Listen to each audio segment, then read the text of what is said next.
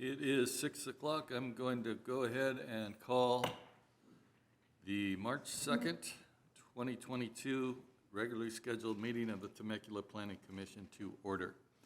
Could we have a flag salute, please? Yes, thank you, Mr. Chairman. And, this has always been something that's an honor for me to do, but we were just talking, my son left last week for boot camp for the Air Force, so this means a little bit more, and I appreciate the opportunity. So if you guys would please join me this evening in the Pledge of Allegiance. Right hand over your heart. Ready? Begin. I pledge allegiance to the flag of the United States of America and to the republic for which it stands, one nation, under God, indivisible, with liberty and justice for all. Thank you, Commissioner Ruiz. Appreciate that. Could we have a roll call, please? Commissioner Hagel? Here. Commissioner Ruiz? Here. Commissioner Turley Trail? Here. Chairman Watts? Here. And we do have an excused absence from Commissioner Telesio.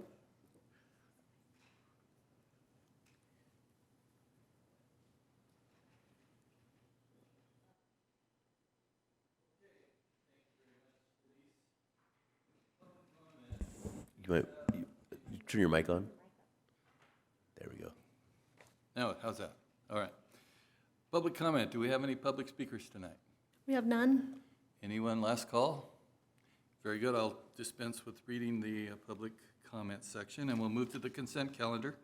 All matters listed under the consent calendar are considered to be routine, and all will be enacted by one roll call vote. There will be no discussion of these items unless members of the commission request specific items be removed from the consent calendar for separate action. A total of 30 minutes is provided for members of the public to address the commission on items that appear on the consent calendar.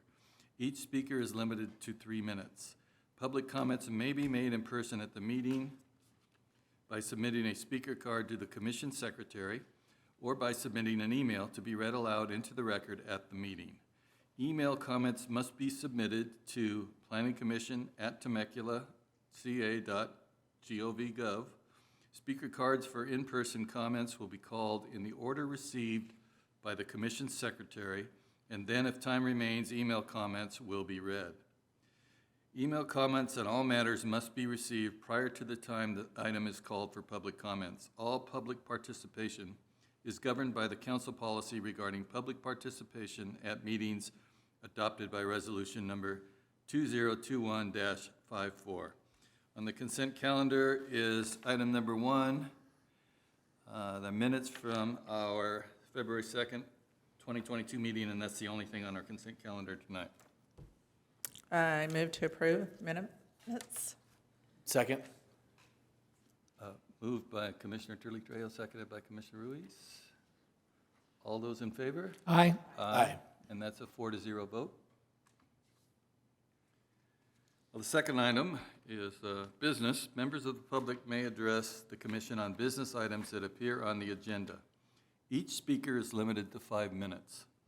Public comments may be made in person at the meeting by submitting a speaker card to the commission secretary or by submitting an email to be read aloud into the record at the meeting. Email comments must be submitted to planningcommission@temecula.ca.gov. Speaker cards for in-person comments will be called in the order received by the commission secretary, and then if time remains, email comments will be read. Email comments on all matters must be received prior to the time the item is called for public comments. All public participation is governed by the council policy regarding public participation at meetings adopted by resolution number 2021-54. And our item under business tonight is the budget engagement session, and I believe we're going to have a staff report. Welcome. Hi there. Let's see here.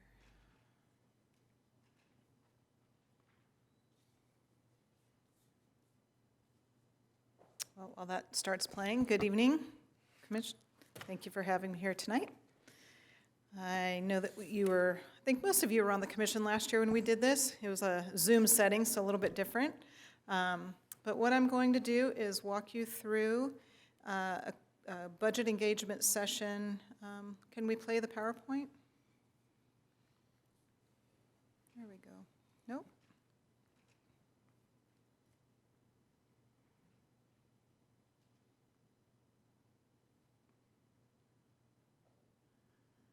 That's not. I think someone's back there. Yeah, you don't want to sit here and listen to me just talk all night. You gotta have something. There's someone. There we go. There we go. Thank you. All righty. So this is our budget engagement session for the fiscal year 22-23 budget, which has been kicked off and we're underway. Few of the topics we'll discuss tonight is the overall budget process, some key policies that are incorporated into the budget. I'll give you some highlights of the annual operating budget and CIP program as they stand as of our mid-year that was just adopted a couple weeks ago. And then we have some discussion questions at the end, and these are the same questions we asked last year, and we will again ask them this year, but I wanted to give you a preview. So as we go through the presentation, you can keep these in your mind. And the first question will be, as a commissioner, do you feel that the city's investment of financial resources is in line with the community's priorities? And then if yes, which programs or projects are most beneficial to the community? And then if not, how might the city better align its spending with the community's priorities? So our process to develop the budget begins each year in January. And what we do is we do a very thorough review of the current year's revenues and expenditures, compare those to the budgets, and then we make adjustments depending on if things are trending higher or lower. We also update our 5-year financial projections, and that really serves as our baseline going into the next fiscal year's budget. In February, we bring forward a mid-year budget update to the council, and they will look and see how, I'll do a brief PowerPoint on how we are trending, let them know kind of where we stand financially, and then they adopt the mid-year budget update. And then we also, in February, kick off the next year's budget cycle, which we did just last week. And then added last year, and again, we're doing them again this year, are these budget engagement sessions with each of the 5 boards and commissions.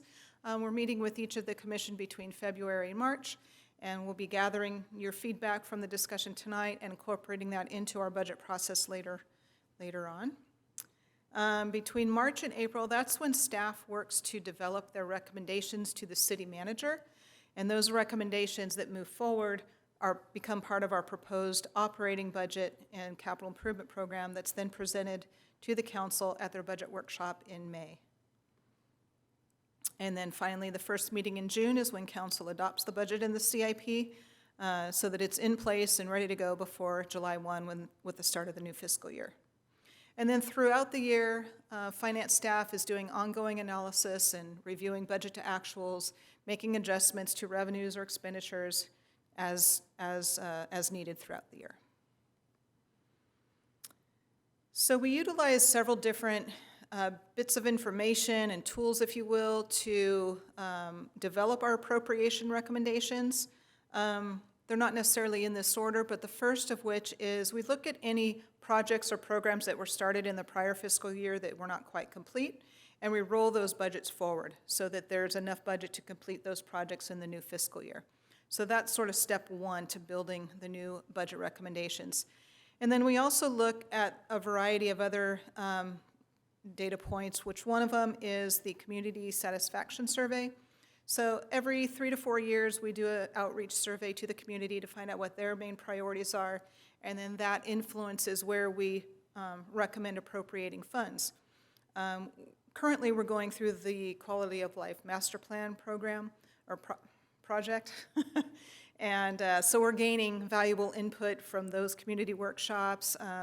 Sometimes we do formal outreach surveys, so we really get a lot of community feedback in various formats, one of which is this format. So through the board and commission feedback, we're looking to get feedback from you all as to what you're hearing through your different avenues and outreach to the community so that we can funnel that upwards to the council.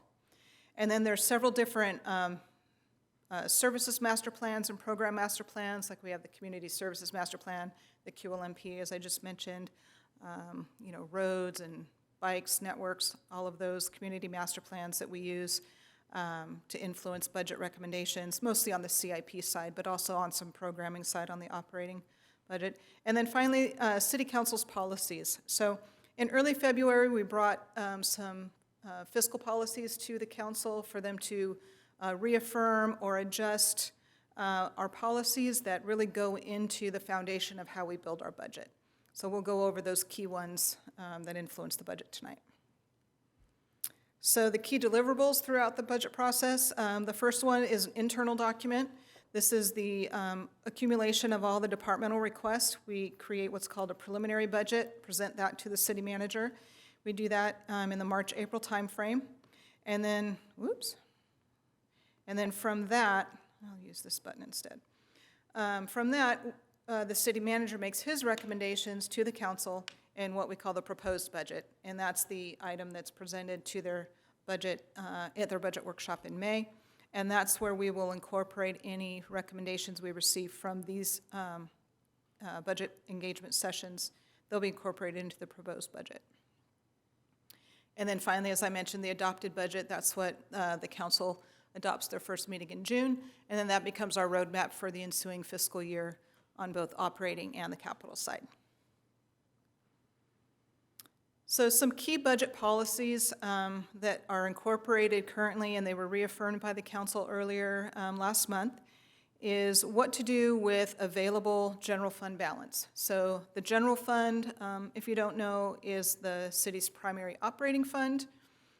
It is unrestricted as far as what it can be spent on, as long as it provides a public purpose. So general fund is where we fund our police, fire, public works, community development, administration.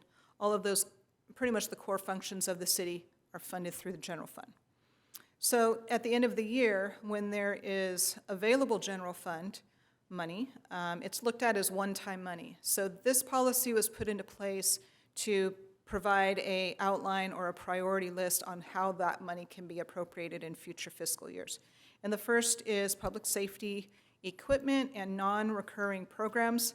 Again, because this is considered one-time money, you wouldn't want to use that money to invest in raising staffing levels or things that will occur every year out into the future. The second priority is asset management reserves. So our asset management program, we have various replacement funds that are set aside where we put money into those funds every year, build up a reserve so that when it's time to replace whatever asset that might be it fleet, technology, facilities, major equipment, there'll be money in that fund there to replace that asset when it reaches the end of its useful life. So it's a little savings account that we put in there. So one appropriate use of available general fund balance is to put seed money into those replacement funds. The third priority is capital improvement projects. That's self-explanatory.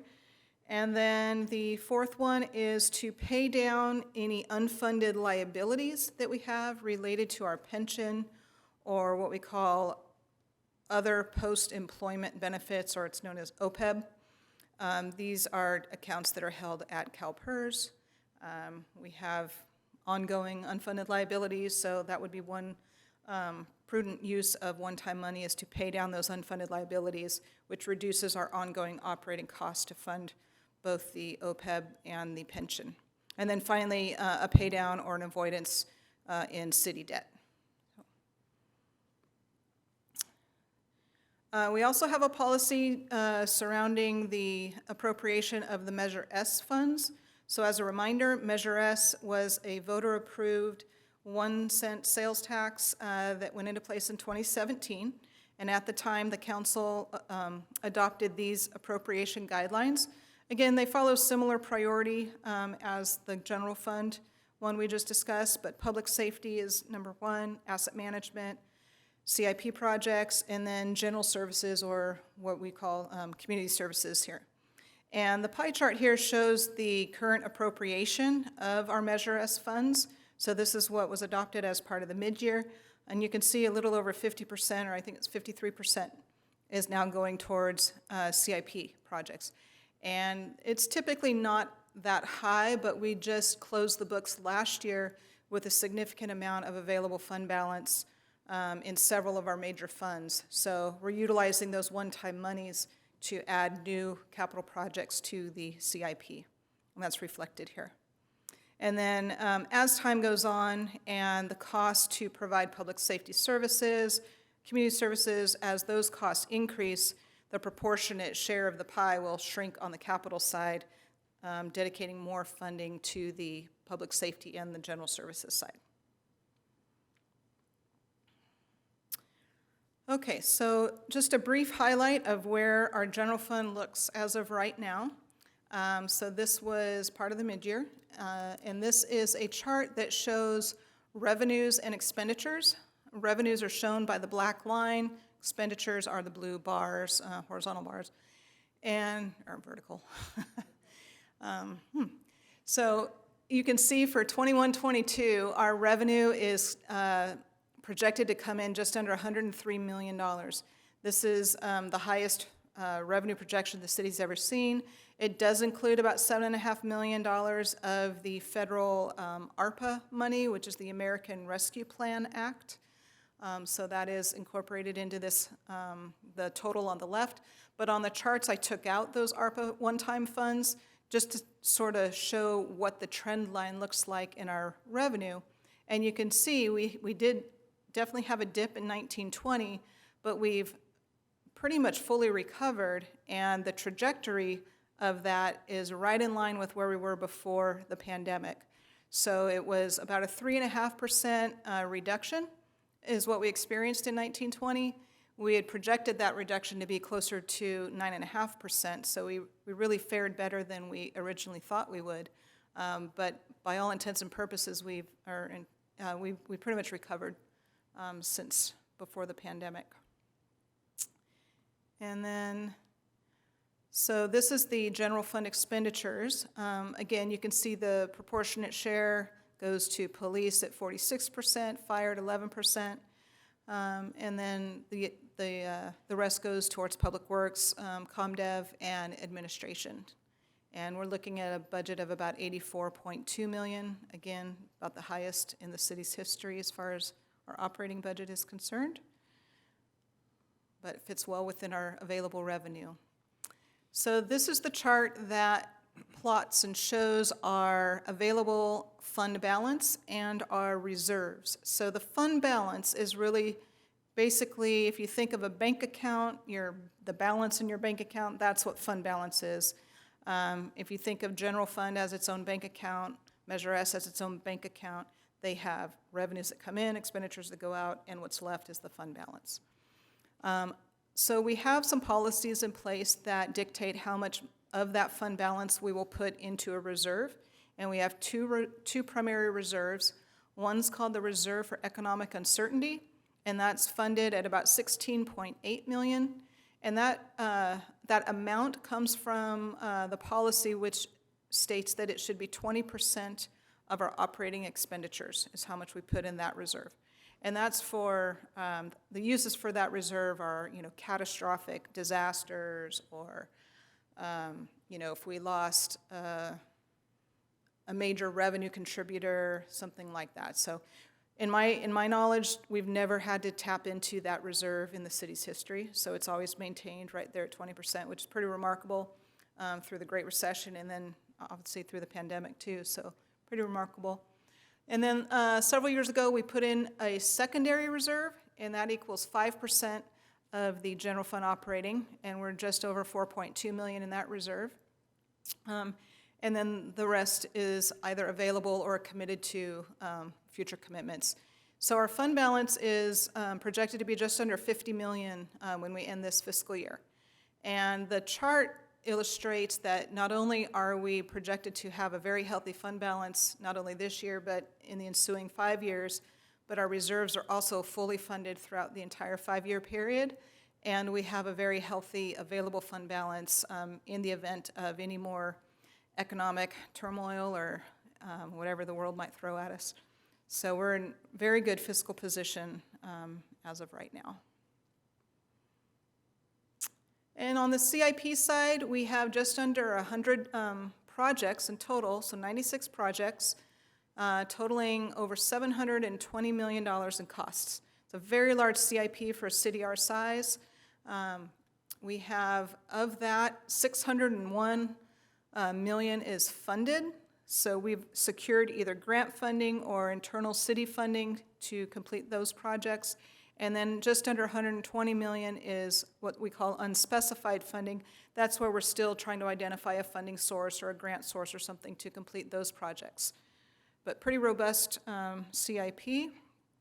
And we break it out into different sections. So the first type of project, we have the circulation projects. There's 29 projects. These are the big ones that I'm sure all of you are familiar with or have heard of. The largest, of course, is the French Valley Parkway Phase 2. That's the project where we secured a $50 million federal grant a couple years ago to help complete the project, and that's definitely starting here very soon. And then these other big projects, I don't need to read them to you. You can see them there. But circulation, that's a very large section of our, probably the largest section financially of our CIP. And then we have 47 infrastructure projects, so that would include buildings or parks, things like that. So you can see one of the largest we have is the Margarita Rec Center. That renovation is underway. We have another renovation program for the Community Rec Center, CRC. We've got the Santa Gertrudis ped and bike trail extension, and then the fiber optic system upgrade. And then we have 18 projects that are under the Parks and Rec category. You can see them here. At mid-year, we just added the bottom three, which there's $8 million earmarked for a Murrieta Creek Regional Sports Park.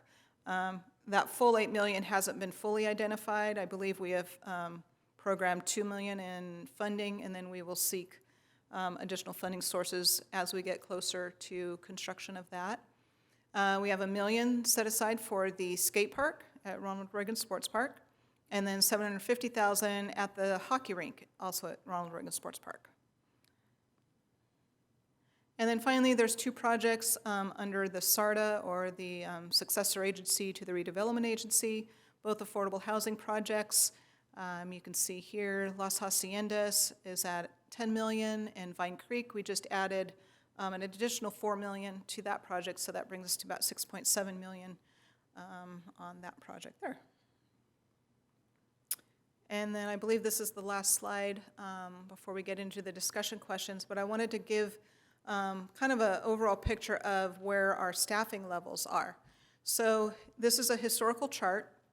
The blue bars show the full-time equivalent head count, and then the black or green line, can't quite tell what color, that shows what the general fund budget has done over the years. So it dates back to 1995. You can see the ramp up until the Great Recession timeframe. We reached our peak head count of 210.75 in 2007-08, and then it started to decline from there. And then it's really been held fairly steady since about 2012-13. But in recent years, in looking what our tax base has done, it has consistently outpaced our projections. It's consistently grown by a pretty healthy amount. So the city manager really felt this was the right time to make recommendations to invest in our workforce. And in the mid-year, we added 10 new full-time positions, in addition to several project positions, which are part-time or seasonal. We also are adding 5 positions to our police contract. So in all, between those 3 different types of positions, it's about 27 positions that are being added at the mid-year, which we have not added that level of staffing in quite some time. So that brings us up to 190.95 full-time equivalent for authorized positions. So it's still significantly lower than our 07-08 peak head count, but you can see that our general fund budget has nearly gone up. I think the number's like 43%, but it's grown significantly, and that doesn't even include what's happened in our CIP budget or the addition of Measure S. So many, many more resources to manage and programs to put on and projects to build, so we'll now have more headcount to do that with. And then also I added at the bottom here just to give you an idea of where our public safety staffing is. So we contract with Riverside County to provide police and fire services, but Their equivalent headcounts are 71 contract employees for fire and 151 on the police side. So with that, we will go into the discussion questions. So again, I'm also available for any questions you might have had through the PowerPoint. But if you want to jump into the questions, here they are. We can just keep those up while we have our discussion. But if you have any questions on the PowerPoint, happy to answer them. Okay, and before we get started, I apologize, I did not introduce you, Jennifer, and in the interest that I don't mess up your forgot name to or your introduce title. myself. Would No. you, Yeah, I'm Jennifer Hennessy. I'm the Director of Finance. So, thank you, Jennifer, great presentation. Do we Thank you. want to start on either side? Adam, you want to? Yeah, so just clarifying question, make sure I heard it right, because I think it's amazing, and then one question on the presentation. But through, especially most recently, through the pandemic, even though we took a dip, and I remember the original budget presentation was forecasted much more of a dip than we took, and I think that's one of the things that Temecula does well. But we didn't touch any of the reserves for any of that during that, so even the dip we took, we survived on our own and We have did. recovered fully from that. We did. The departments did an amazing job of containing their budgets. They came in, I want to say almost $10 million below budget, just being conservative and, not really knowing exactly what we're heading into. It's definitely unprecedented. So, the departments did a great job of containing their Yeah, budgets. that's amazing. I mean, when you talk about the reserves and what they're intended for, and knowing we just hit something that would fully qualify for and we didn't need Yeah. to touch it, I think is fantastic. Yeah. The question I jotted down from your presentation, you might not know this, but on the CIP budget, there's about 600 million you said it's already come for. There's about 119, if I remember correctly, that's unaccounted for. Right?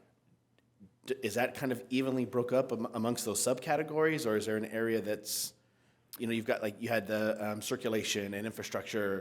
Is that kind of even that we're still looking for money on those, no. or is there one that's heavier than others? Circulation is the heaviest. Those are really the big ticket projects. I think that one was it was over 500 million of that 720 million. So the majority of it goes towards. Yeah, no, I know where it was allocated, but the part that's unfunded yet, that we're still looking for is. Oh, that's a good question. I don't Yeah. know the answer there. Okay, Yeah. I didn't know if you had it, Yeah. but I mean, we've secured But- quite a bit of it, a good percentage Yeah, of it. I just didn't know if that proportionately, was kind of. it's probably also mostly circulation, though, just because we Circulation have also. the French Valley Phase 3, which is a really large project that isn't fully funded yet. So a proportionate share is probably coming out of Probably over. circulation. Okay, that's actually all the questions I had from your presentation. Thank you. Okay, thanks.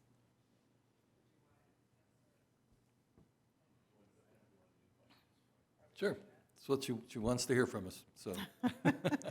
Okay, so I mean, going through these questions, and I took part of this on another commission, so not this one here last year, but I do think personally that the investment of financial resources is in line. I mean, there's really, I think, common denominators that I tend to hear from when it comes to this. It's our infrastructure, it's our traffic, what are we doing for our roads, and there's no big solution for that, but I do think a lot of what we're doing is in line. The emphasis on public safety, second to none. I'm a big parks person also, so seeing what we've done, rehabbing some of the parks, bringing new parks online, to me, that always tells a lot about a city when you come and visit and you see what the amenities that they have to offer and what that looks like. So, I mean, I see those two as kind of key points on there. And really just hitting home again with public safety. I don't think I've attended very many city functions that public safety is not mentioned, and we see the investment that it's gotten back. And even if there's been, I don't want to say issues or little breakout things, but how quickly we address it. The Metro team, for example, with Old Town, there was some concern there. This is what we come and bring online, and I think the residents respond very well to that. So I commend you, commend the team. I think Temecula's done a fantastic job in working with the budget and prioritizing what we've got moving forward. Traffic's never going to be, I don't think, fixed, the way we want it. And then I'm assuming it would be on that circulation point of it also, but I know there's been some recent discussion about beautification projects and, as the interchanges are being done, but even just some of the roadway medians and stuff. And again, I personally think that paints a picture of who we are as a community. When you come in, everyone kind of says, when you drive down, do you know you're entering Temecula? Do you know you're leaving Temecula? And I do think that we take a lot of pride in doing that, and you guys have done a great job. Great, thank you. Yeah, and we do have a couple projects in the CIP addressing that. So, great. Want me to go Yes, next? Lene? So a couple of questions first. So you talked about city debt. What, like, you know, that's something that obviously we want to pay down. And it seems like we're doing great on that, correct? Yeah, we really have very little debt for a city our size. We do have outstanding debt on this building, this complex, and then the MRC. So there's two private placement loans that are in place. It's not bonded debt, it's private placement loans where we do pay annually about $2 million in debt service for those two facilities. And there's about, I think they expire in around 2031, 32. So I think we're within about 10 years of paying those down. So if in the event the city wanted to, if we had a huge surplus and that was what the council wanted to do, they could pay that down, and that would then free up the debt service amount, or that $2 million per year, to put into operations. That would be great. Love getting rid of that debt. Then I had a question on, and maybe this is a question for our staff, Murrieta Creek Regional Sports Park, is that over, like, uptown, like over? Yeah, so that's the large basin right there at the northern end of Jefferson before you get to Marietta. Right. So the concept there is, Right. which was kind of born through the Uptown Yes. Temecula specific plan, was to eventually do some kind of sports and recreation use there, and that's what that CIP Okay. project represents. That's what I thought. I just wanted to clarify that. Yeah. Okay, so that, I think, were my questions. And then, yeah, I definitely feel like we are, our budget is in line with what our priorities are. Public safety is so huge with us, and I think as long as we can stay ahead of that, right? Like, it's always something that we're battling with, and I think, you know, keeping our heads together with being creative with ways that we can do that in Old Town and in other parts of our community with homelessness and those things that creep in, right? That we don't want to creep in and we don't think our city has them. But just being vigilant, I think is a good word, with those funds, of not only just, you know, putting money at it, but being creative of how we can prevent those kind of things from seeping into our city. So that was one thing that I think is important. And then, of course, I'm excited about the pickleball courts, have to put that out there. Me too. And I'm actually excited for all the skate park people. I was at that meeting, and I came home and told my husband, it was like, you know,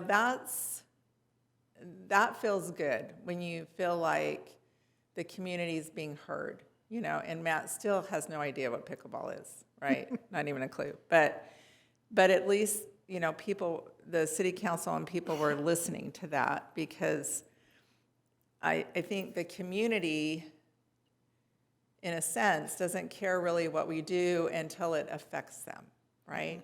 So when it affects them, it's like, oh, they're either doing it or they're not doing it. And so I think that was actually one of my other questions. Besides the survey, how are we reaching out to the community? I know you talked about QLMP, which I'm on, but you know, how else are we really reaching out? You know, they do a lot of outreach through, you know, pushing information out, asking for feedback, through social media, through the city manager's newsletter that goes out. I know that there's many ways that we reach out. I may not be the expert there. Yeah. Luke can probably. Yeah, I mean, just recently, within the last year or so, we did the True North survey, which is comprehensive. And we've got over 1,000 respondents to that, which makes it more than statistically significant. And in that survey, the community fed back to us as what major projects and what major types of projects they want to see what types of things that they want us to focus on from a budgetary perspective. And pretty much everything that they fed back to us has a budgetary impact. So we were able to use that survey to really drive forward as the basis for basically all the budget decisions. And then, of course, there's everything else. There's social media and Channel 3 and what we're doing here tonight with all the commissions and the Quality Life Master Plan, which we're doing another survey for the Quality Life Master Plan, which you're part of, and you know. So there's multiple points of information coming in from all directions. Yeah. So it's actually, there's a lot. It's Yeah. pretty robust, yeah.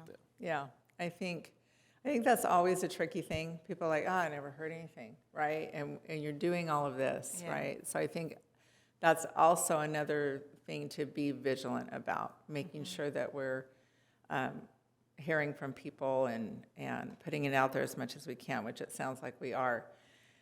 And then, and also, one thing, I know I was part of those little groups that we had when we were trying to figure out the community services master plan, or is that what we called it? Recreation master plan. And I think one thing that was in there that I heard a lot, which I haven't seen yet, and I know the MRC is going to have a pool, but pool complex was one thing that had been voiced a lot, that I heard a lot. I didn't actually say myself, but I heard a lot from those meetings. So I wondered if that was anything that was out there right now of putting that into place for actually, being a competitive place in Temecula for swim, right? Because we really aren't right now with what we have. And I know the MRC, that kind of pool is not going to be that. So that was one thing that I thought. The other thing that I feel like, of course, our programs are hitting is like the French Valley, our circulation, of trying to do what we can for traffic, and when those, what are they called? Those roads we're putting in along the freeway. Auxiliary lanes? Yes, the auxiliary lanes, like that will be huge. So all of that is like, when I have people talking to me, that's what they want to know. What are we doing about it, right? What are we doing about traffic? And so I'm grateful that we were able to get that, that grant, and then also that's obviously where our priority is. And I feel like, not to mention any cities that are near us, but I feel like, when you're in Temecula, it's easier to get from point A to point B than it is when you're in any other city. Yes, we have this congestion right here, but when you're in the city, so I, appreciate that, and that's something that I point out to people, that just go to another city and try to go from point A to point B. So when you're asking the question, are we using those funds, and what's the most beneficial? Anything that can help us, relieve the, like what Adam was saying with the traffic would be great. And so I think that kind of answers the third. I think that's all I have, and I appreciate all that you do. Goodness, many girl. And, I've been here when some of that was questionable. So I'm grateful that all of that is high integrity. I mean, that's a huge thing for our city, to be in such high integrity with our money and our fiscal responsibility. Like, I think most people in this city don't recognize that or realize it, because when it's not a problem, you don't think about it, right? And so I recognize that and realize that that's a huge thing for our city, to be fiscally responsible, and I appreciate all your efforts in making sure that happens. So Thank you very much. Thanks. Before I go to Bob, Adam, you had one? Just wanted to add one other thing, and it something that you just touched on, Lene, about listening to everybody, that I was happy to see added on here was the rink, the hockey rink. Yeah. Because it was fairly recently where this room was actually pretty full at a community services. There was discussion about possibly sunsetting, and is it going to get used? And everybody came out and said, no, we want it, we need it. And now to see that it's actually just, set up for something there, I mean, it's probably one of the most relatable for me, perfect examples of a community stepping up and saying, no, this is what we're requesting. Can you work with us in a fairly short period of time the response was, yes, we want to invest back in there. So just something you touched on. That's good. Just want to point that out. I think that's great, and I know the people that were requesting it, I'm sure if they were not aware of it yet, they're going to love to Yeah. hear that. So Yeah, there were a lot of them in the audience last meeting when we were discussing it, so that's good to know. Thanks. Commissioner Hagel? Yes, your department is among the unsung heroes. You don't get a lot of recognition. No news is good news. Yeah, it's, you probably don't want to get a lot of recognition because it can easily be bad, as it is in a lot of other areas. But I just want to say, you guys do a great job, and you do it, very quietly, and we do appreciate it, and we do know about it. So, Thank you. and you look at the size of the budget for a city this size, and I don't think there's hardly any other cities in the whole United States that does what we do. One of the questions I had was the secondary reserve. What is that for? Good question, I forgot to mention that. So we put that into place a few years ago. It's really kind of the first line of defense if we do see an economic downturn or if we lose a major sales tax contributor. You saw it on the revenue slide, roughly 50%, not quite exactly, but a good portion of our revenue comes from sales tax. So if we lose a major business at the mall or in our business district, that could significantly impact our revenues. So in government, it is a lot harder to react to a sudden loss of revenue. So what we did is we put that secondary reserve in place to give us kind of the breathing room to restructure our cost, our expenditure budgets to fit within a reduced revenue stream if we were to have lost a major sales tax contributor or, any kind of ongoing loss to our revenue stream. And then we have a policy in place where we only are allowed to utilize those reserves up to a 2-year budget cycle. So within 2 years, we have to put a new operating budget in place that fits within our available revenues to ensure that we're structurally balanced going forward. So it's kind of a short-term reserve to solve a problem real quickly. Yeah, yep. Since we haven't spent any money put in the reserves since we've become a city, the total of our reserves has built up to, a very significant amount. It's about 20 million. Is there any number or anything that might trigger that we have reached the maximum reserves that we should keep as a city, and we need to do something with the excess reserves?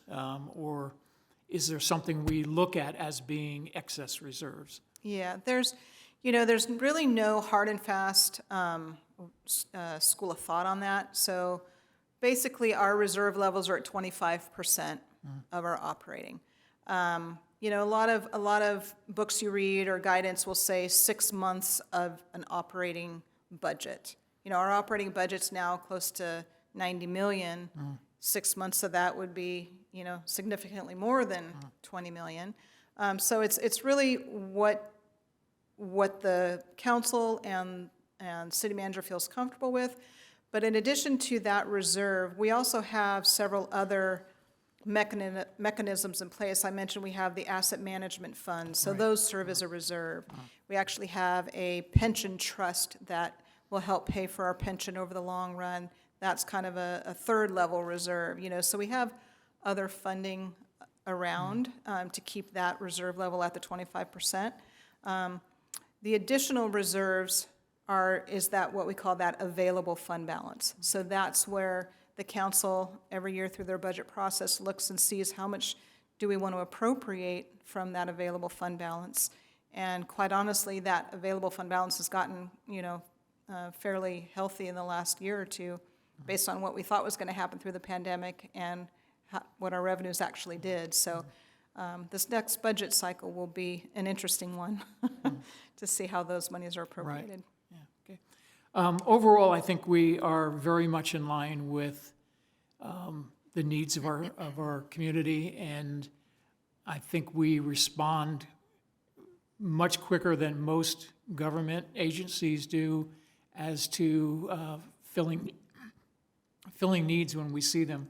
You know, Commissioner Ruiz, you brought up, you know, about the hockey rink, and I mean, in most agencies that would be a 2 or 3 or 4 or 5 year project, and we responded very quickly. When we started having issues with the homeless issue, we responded quickly. Old Town, you know, so we've responded very quickly as new things have developed. I think where we may have been behind, and I think we're in a catch-up stage now, and I think we're catching up relatively quickly, is with the condition of our roads.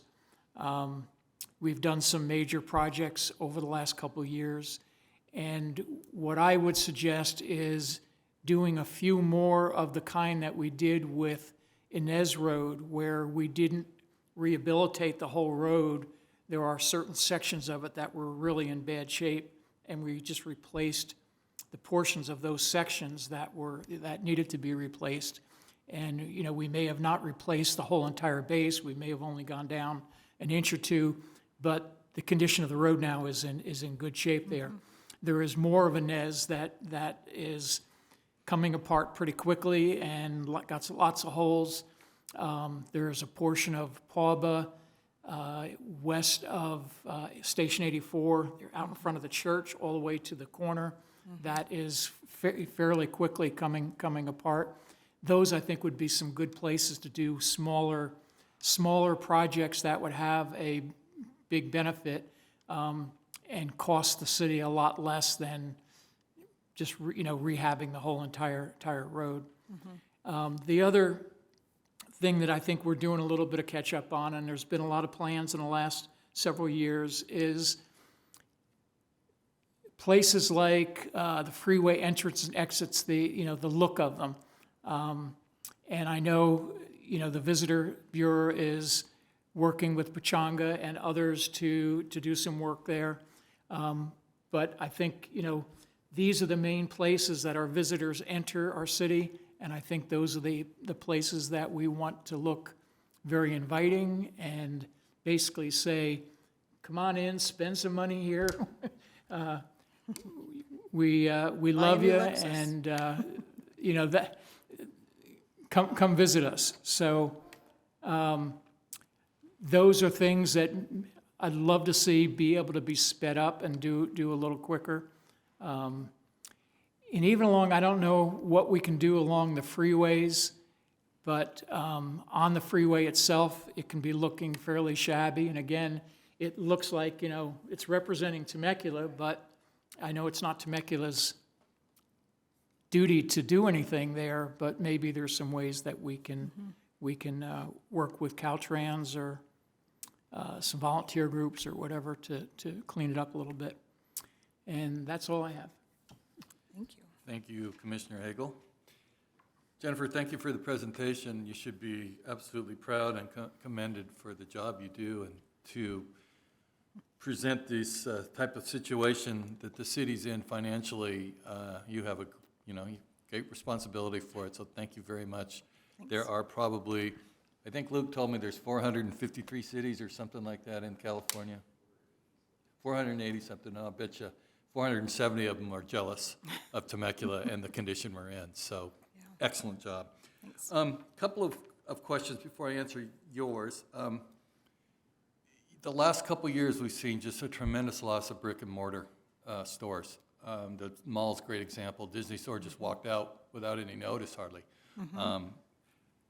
Long-term, or at least for the next couple of years, I know it's impossible to predict, but that certainly could have an impact on our revenue sources, correct? And I mean, I know that sales tax is the biggest part of our revenue source, so that's a real concern as I see it from a planning perspective.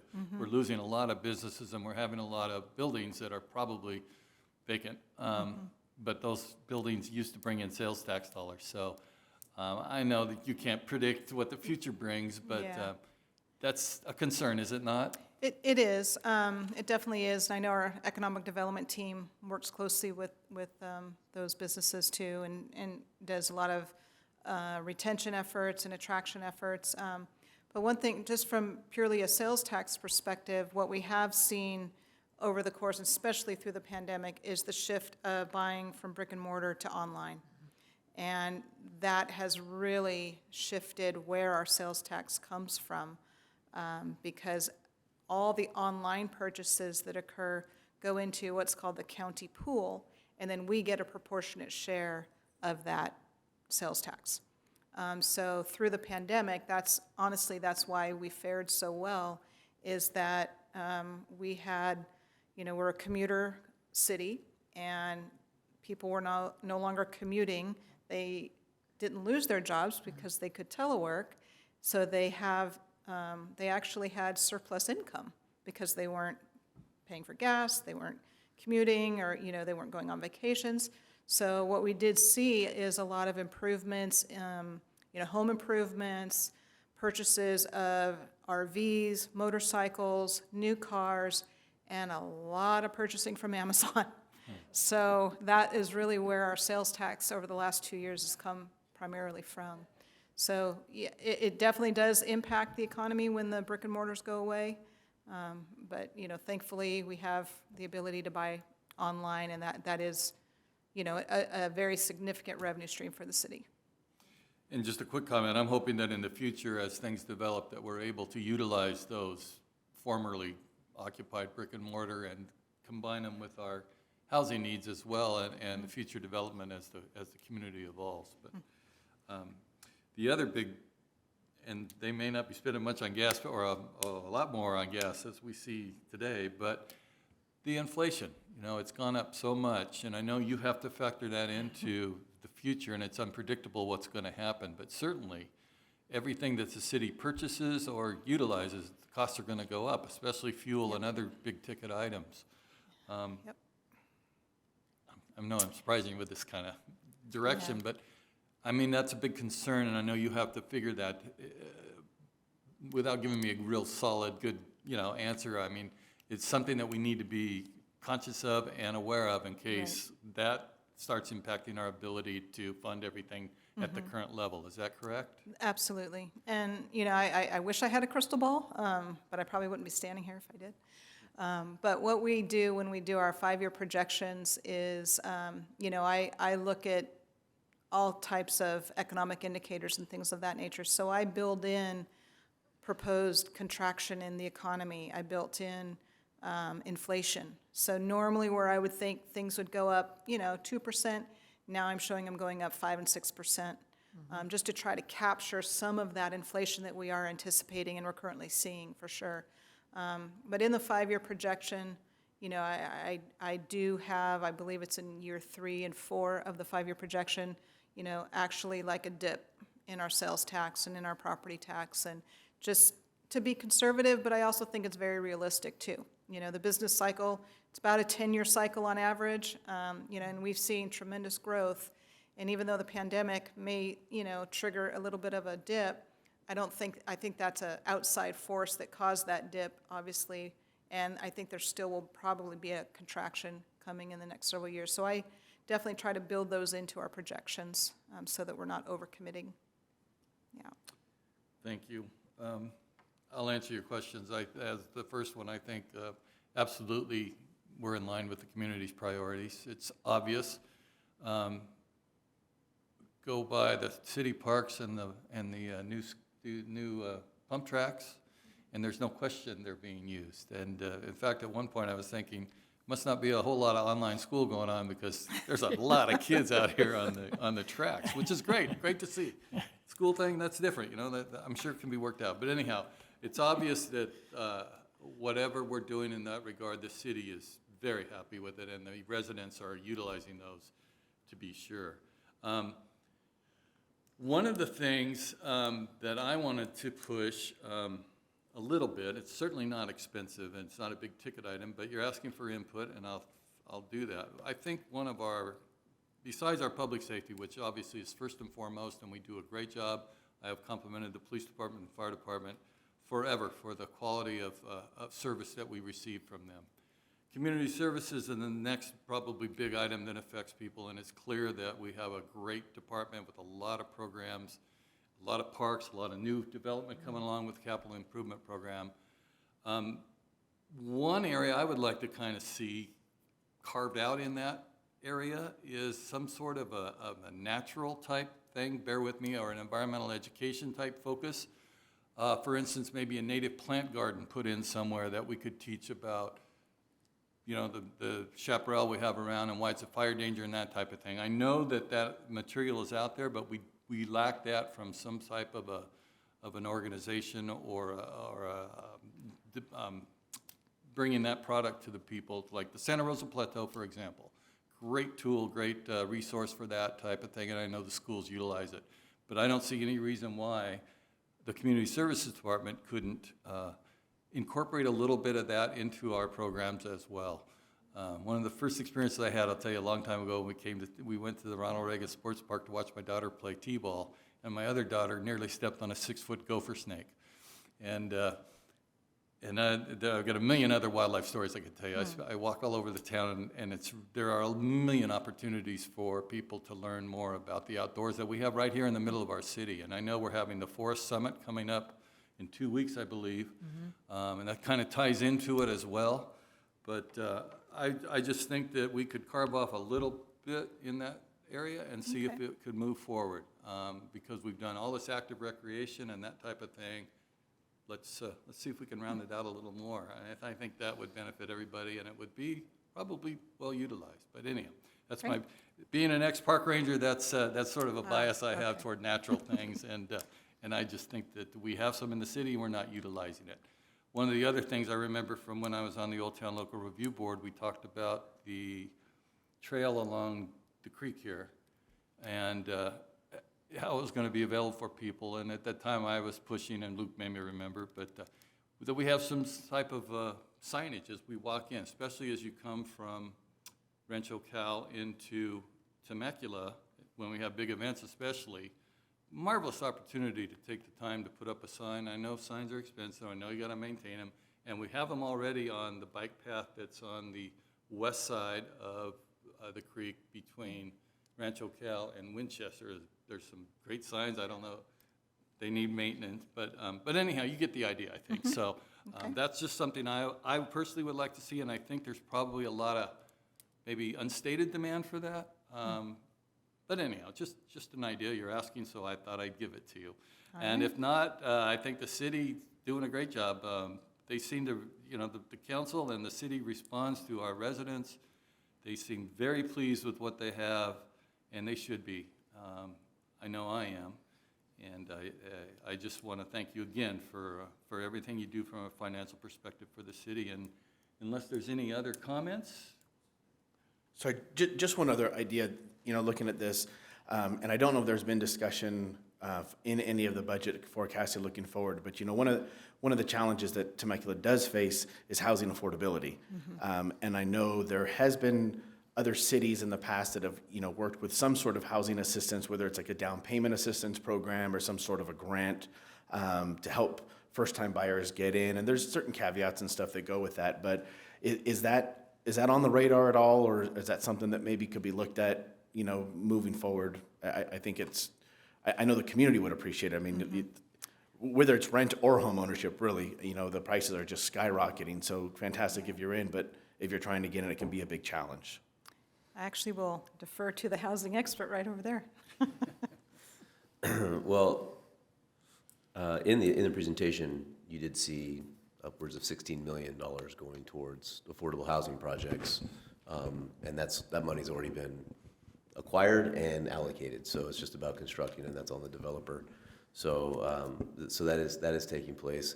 CDBG money, we had some COVID CDBG money that came through. We established a mortgage and rental assistance program, and strangely enough, it was very much undersubscribed. And we think that's because there's state and federal programs out there. There was a lot of different programs. And also too, I don't think that there was the kind of fallout in the housing market that we thought from like mass job loss from COVID, which is strange. So it didn't really take off, to be honest with you. Now the down payment assistance, that is something that would be really, I think, beneficial. Yeah. We don't really have a funding source for that right now, but it's definitely on the radar. We used to have a program like that under redevelopment many, many years ago. It was very successful. But another thing that we are doing is potentially next Tuesday, the council is going to approve $500,000 more to be deployed for home improvements for moderate and low income homeowners. And primarily that usually ends up, practically speaking, being a lot of seniors, which helps them stay in their homes where they are. Not only exterior improvements, but systems improvements, and then improvements inside the home.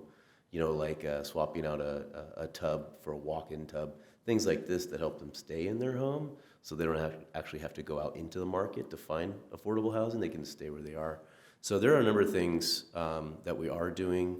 Obviously, the end of redevelopment made things very challenging, but I think we're kind of emerging with different strategies now. There's different funding sources. There's different perspective at the state level on affordable housing and housing in general. So there's more money out there, and there's more to come. We do have a little bit of money left, and we're going to be pursuing as many projects as possible.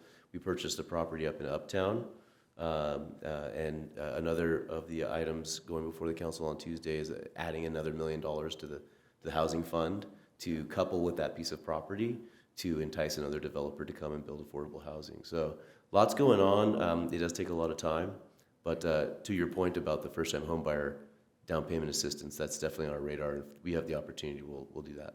Yeah, I think it's great. I mean, the development's obviously there too, but, and even not expecting it to be a permanent thing either, because obviously the funds are limited. But I know even when the county has rolled out programs specifically for down payment assistance, it's spoken for immediately, you know, and there's obviously value in helping someone purchase and live and play, work, do everything, spend money here in Temecula. So just, I think that's something to possibly keep out there if it's Okay, wherever it is on your list. great. Thank you. Okay.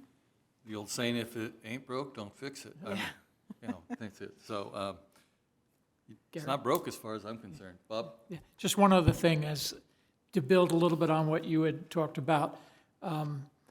Something I've heard a lot about lately with inflation where it is, and I hear a lot of people talking about coming out of a food store, including myself. You put one bag of groceries, it's $50. 2 bags of groceries, you're at $100, and you haven't felt like you got a whole lot. I've heard a couple different cities are putting in community gardens. And I think something that maybe community services could get a lot of involvement in the community is doing some programs on gardening, raising your own vegetables, raising your own fruits. I know when I first moved here 18, 19 years ago, I took a course, actually twice from the county, on composting. And I compost, I make my own dirt. Have been doing it for quite a long time.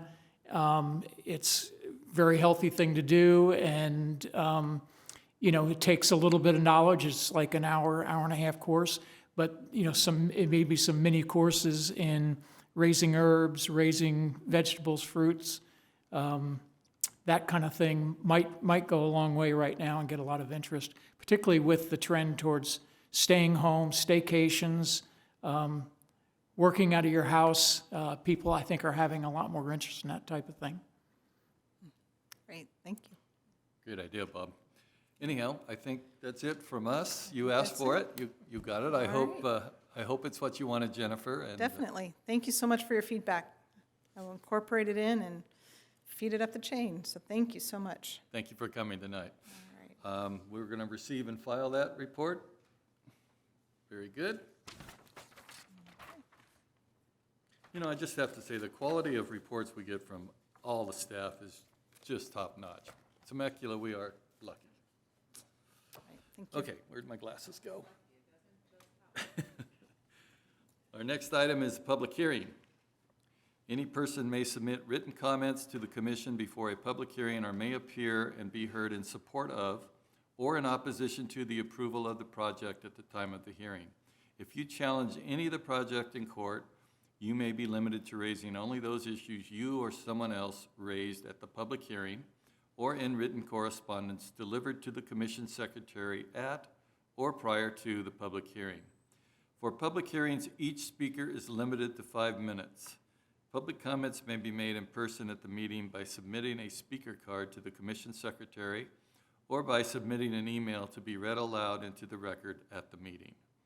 Email comments must be submitted to planningcommission@temeculaca.gov. Email comments on all matters, including those not on the agenda, must be received prior to the time the item is called for public comments. Any person dissatisfied with the decision of the commission may file an appeal of the commission's decision. Said appeal must be filed within 15 calendar days after service of written notice of the decision. The appeal must be filed on the appropriate Community Development Department form and be accompanied by the appropriate filing fee. All public participation is governed by the council policy regarding public participation at meetings adopted by resolution number 2021-54.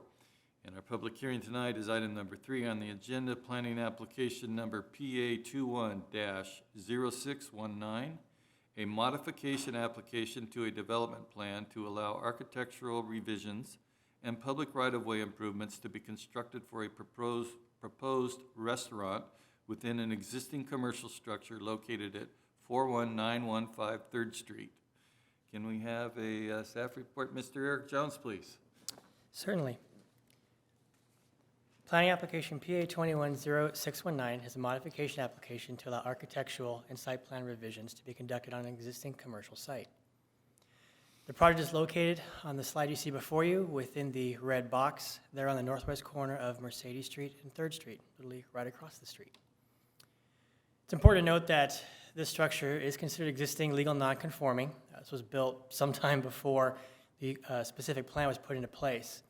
Some of the site revisions that they're pursuing, they want to have a new pedestrian ingress and egress off of Mercedes. Their existing patio that's out there, they're going to enhance that with a new fireplace.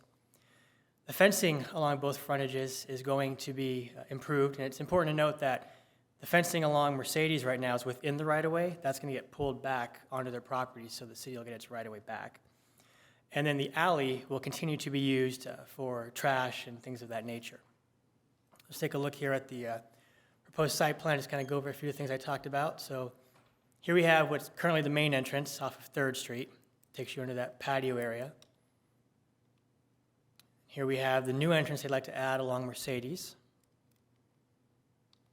This is the location of that new fireplace. And then here is the rear alley area. I just happened to highlight where the trash enclosures will be. Sidewalk improvements. Ultimately, the sidewalk will be constructed to Old Town specific plan standards. Mercedes and 3rd Street along the project frontage were originally supposed to be improved as part of a development plan that was approved across the street. But the timeline for that project is kind of in flux. So there is going to be an interim solution. Let me show you how that's going to work. Right now, if approved, Mercedes Street and 3rd Street will be improved to Old Town specific plan standards, with the exception of this hashed area, or somewhat darker shaded area. This is going to be asphalt. And the reason for it is when across 3rd Street finally gets approved, the street itself, the plane is going to change somewhat.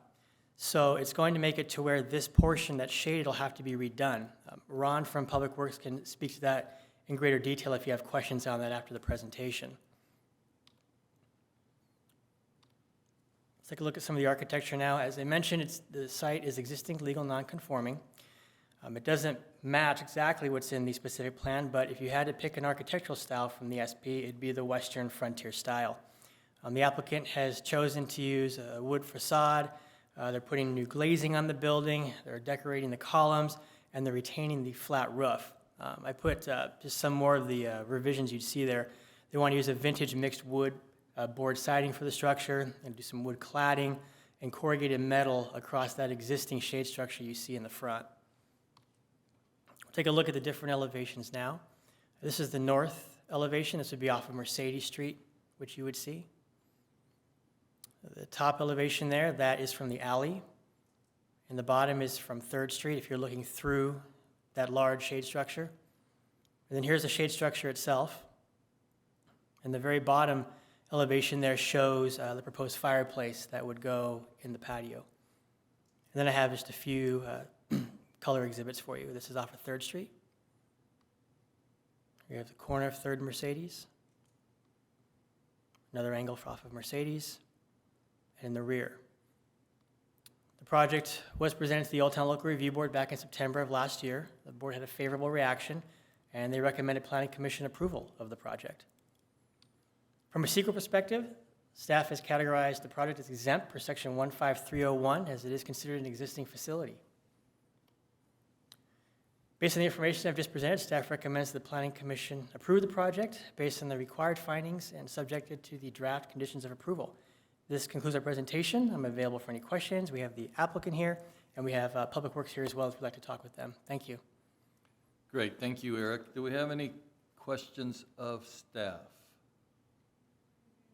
We'll start this side. Mr. Hagel?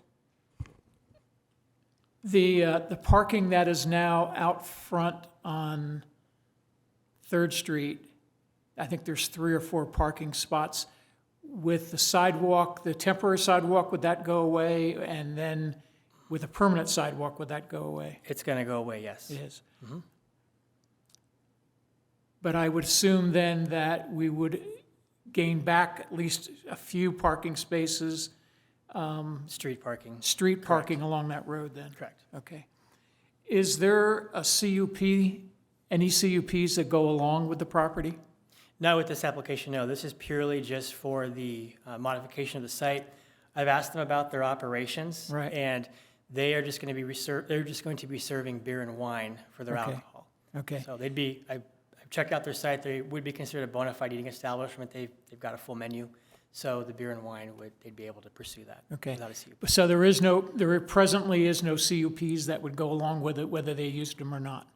No, the CUP that was on there, that would be expired at this point or very close to it. Would be, okay. Yeah, it's been vacant for some time now. Okay.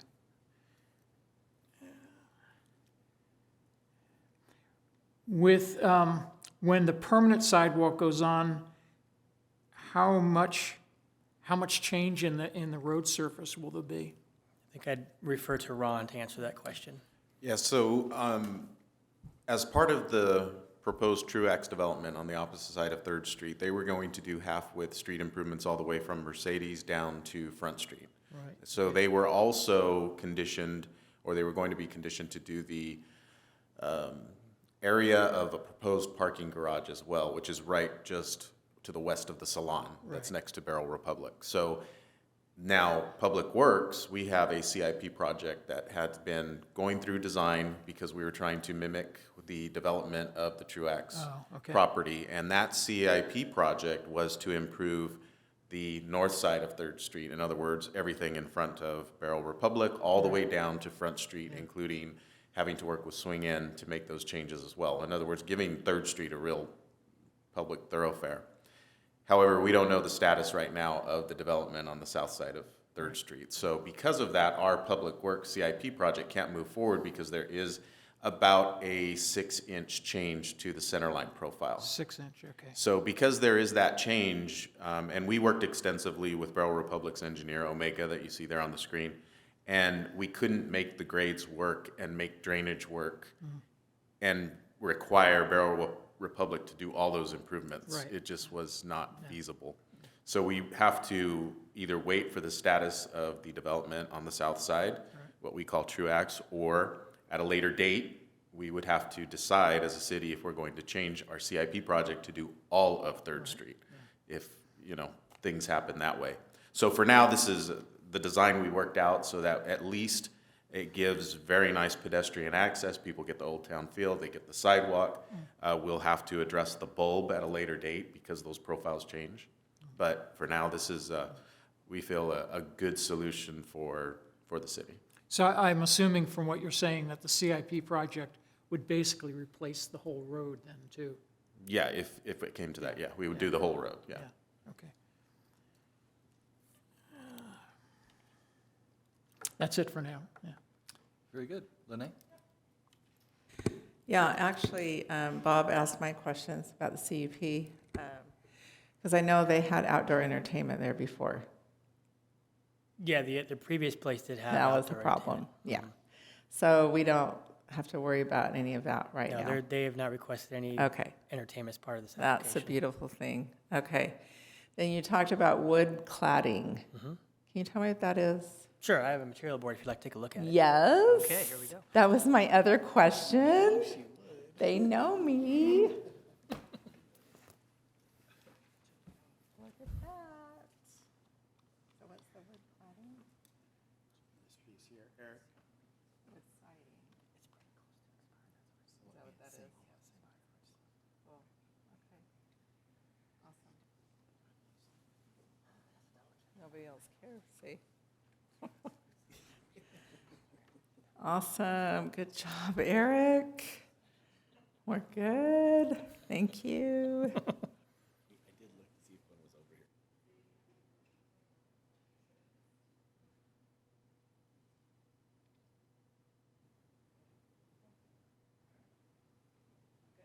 You good?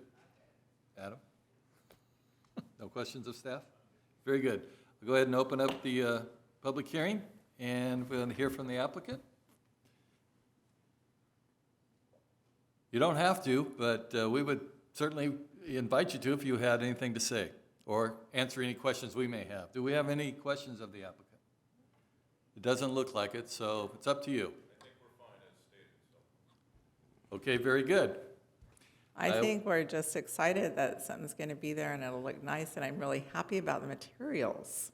So Well, don't jump ahead. I'm not here, going to so jump ahead, but I'm just saying, but that's what I would say we to have an no- applicant if We they have came no up. questions. Okay, So I will bye. close the public hearing. And we will proceed with the item. Anyone want to put forward what staff recommendation is? I will move that we approve planning application number PA 21-0619 on 41915 3rd Street. I'll second. Motion made by Commissioner Turley Trejo, second by Commissioner Hagel. All those in favor? Aye. And that looks like a 4-0 affirmative vote. Very good, thank you all. All right, next item on the agenda is commissioner reports. So, any commissioner reports? I'll look at you, Bob. No, first. I just want to say, I'm thrilled that they're doing what they're doing, because that street really needs help, so. Yeah, we had a QLMP meeting on February 17th. And so we're going through each of the core values and discussing each of those and trying to improve upon those for the next 10 years. So our next meeting will be on March 15th for another core value. And I think maybe at that point, I'll do kind of a summary of what we've done so far. Was that a live meeting, or? Yes, and the last one was a live meeting was, also. okay. Yeah, which was great, so. And thanks to Matt for all his work. Appreciate it. And on behalf of the Planning Commission, thanks to you for your work and your involvement with that effort. Just a question that I thought of actually driving in. One of the questions I get all the time, someone sees something going on, is, what's that? What's going on over there? What are we doing? And I'm sure it'd be impossible to keep up with every single thing, but is there a place on the website or ever talk about, like, here's what's going on, and like for some of the more major projects that we could direct people to? We're working on that. No, we're actually working on basically like a GIS layer, so a map. You could go on the map and it would have, little dots all over it, and you can click on it. It would tell you. 96 dots. Well, probably more than that. And it would tell you exactly what application is under review, or what the status of a project is, and what the project is, and maybe even elevations, some pictures of what's proposed or has been approved. So that's in the works. There are other cities that have that, and it's something that we should have. So it's coming in the near future. Then you can go to that website. It'll be also on the city's app, and then you just, wherever you are, just touch it, and it'll tell you what's going on. Perfect. Glad to hear it's incorporated the app, because I think more and more people are doing that. I know I've referred a few people with, code questions or, you know, potholes and that kind of stuff that they're using it, so. Frankly, it would be really helpful for staff too, because we don't know every project everybody's working on, and Yeah. just to be able to go to that really quickly would be very helpful. That's great. That's great, thank you. Yeah, that's great news. That's very encouraging. Okay, we're back to you, Luke, I think, on Community Development Director report. Yeah, just I just caught a couple things in your comments. I just wanted to maybe clarify a little bit, provide some information. So, Bob, you had mentioned the freeways and keeping them clean and making them look nice. So, you'll be happy to know that obviously we're working on that as well. We've been working with Caltrans. Public Works has been working with Caltrans. They're actually providing some funding to the city for our contractor to go out, I believe it's weekly, and clean the freeways. So all the trash that's been just kind of accumulating. What we learned is that Caltrans basically stopped doing that over COVID. They stopped doing the hand crews and the kind of punishment crews that are out there cleaning up. They just completely discontinued that. So we've kind of taken it in our own hands. But there is some funding for that. It should fund, I think, 1 or 2 years. And it's not a huge amount of money, but it's enough to keep, the rotation going, keeping it clean. And then the on-ramps and off-ramps, so we're actually working on a sign kind of, I guess you'd call it a sign program or strategy there, to not only clean up the off-ramps and on-ramps, but also to provide some more organized and comprehensive signage. We can't get too fancy because Caltrans has very strict standards about what you can put on anywhere near the freeway, but it can say generally, lodging this way, Old Town that way, and some other points of interest. But it'll be cleaner, organized, fresh, not just kind of what's going on out there right now. So we're working on that. And then lastly, and this is a little bit more, a little bigger picture, a little bit further down the road, but we have been working with Visit Temecula Valley for some time on a strategy for kind of revamping what the freeway looks like up and down our corridor. Luckily, we have the Temecula Parkway interchange, which is complete, and Pechanga is actually funding the big circle as you come off. That's going to be landscaped in a very nice landscaping that Pechanga is funding and that the city will maintain over time. So that's coming. That'll be a good thing. But we have a whole host of ideas about what we can do with the overcrossings and how we can dress those up, what different kinds of plantings we can do along there. We've even talked of potentially establishing an infrastructure financing district where all of the properties along the freeway would assess themselves. Well, not assess themselves. They would. I don't know if you're all familiar with tax increment financing. That's how redevelopment worked.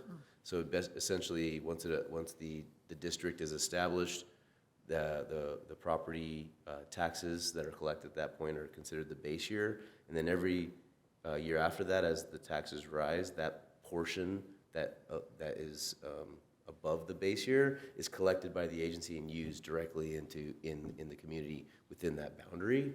So we've talked about doing that as well.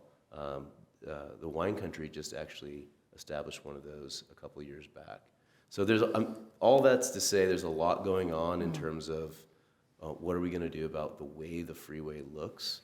We'll probably hold off on the big stuff for a while because the aux lanes are going to be going in, French Valley Parkway is going to be going in. Right. So the freeway itself, the physical shape of it, is going to change considerably over the next 5 years. But it's definitely on the radar, and we have some quick hits that we're working on right now. So I hope that kind of helps with your concerns. We can do work then on Caltrans property, I gather. That's We can do trash cleanup and maintenance. right. That Trash kind of clean, thing. that kind of thing. They've allowed, we have an agreement where they allow us to enter their property and do that. Okay, cool. Yeah. Gary, one more thing. Denise wanted to get it out there that we're trying to get a tour set up for the Planning Commission to get out and see some of our project sites, and trying to get that set up for October. So she has reached out to all of you, and I think she's waiting for a couple of responses. So Were there dates that you put on there? Oh, I think I missed that. Because I saw the email, but I didn't, I'll go back and look at it. Thanks, Denise. You're welcome. We'll get that to you, whoever hasn't responded. Maybe me too, I don't know. I think community service is what the guys on the freeway are doing with the trash, right? Yeah. Okay, Ron, I think you're up. If you're done, Mr. Watson, are you done? Okay. All right, we have 3 projects that are probably going to, at some point, get inquiries of the commissioners. One of them, the Wabash signal down on Temecula Parkway. You're going to see the medians kick off here, so there'll be some impacts, a lane closure. And now that the traffic controller's in, we finally got it in, now everything's going to be going forward with that. We are just completing the Winchester-Diaz repaving, so that had a big effect on the Winchester corridor and those that were trying to get to the business park. So we repaved that intersection as well as portions of Diaz. So that's completing this week. And then lastly, besides those 2, then we also have our HSIP, that's our Highway Improvement Project. Highway Safety Improvement Project. It's a capital improvement project, and it's connecting the corridors, our major corridors, with fiber optic. So we won some grants for that. I know Bob remembers that, but anyway, if you have seen the lane closures on Rancho California Road, that's the work they're doing, and so we've had a few inquiries. And to Commissioner Ruiz's point, I know when people want to know around the city, we are working on that GIS change. However, we do have on our website what we call the trip report. It's traffic restrictions in progress. So if you ever see a lane closure, it's on there, and you can go to the website and see and go, what's the lane closure for? So any lane closures and anytime there's a restriction in the city, it's on that report on the website under Public Works. What's the timeline on the Wabash? Probably to complete all the improvements, probably at least another 8 weeks. Okay, thanks. Is there a timeline yet on Nicholas? Like, Nicholas Extension? yeah. Woodside Homes recently updated their operating memorandum with regards to that project, and they are going to be taking over that project. It was originally going to be a CIP project, and they've decided to, in order to accelerate the project as well as control costs, they would like to construct it. So we just finished the agreements on that, and we updated the acquisition agreement. What is really going to delay that project over this summer is the property owners that are affected by the drainage easements. So we'll be in a negotiation phase with them, and we'll be going through that and trying to obtain those easements. So that's what's going to take us through at least probably the summer. However, in the meantime, since Woodside Homes has elected to take that project on rather than it be a CIP, they're moving forward with getting all their bid documents together and getting all of that, which we wouldn't have been able to do while we're undergoing this process. And so that's why they're trying to accelerate it. So we're hoping, fingers crossed, we'll be in construction by the beginning of 2023, after everything's obtained. Thank you. And I believe that brings us to the end of our agenda report tonight. And with that, I will adjourn our meeting to our next regularly scheduled meeting on March 16th, 2022. Thanks, everybody.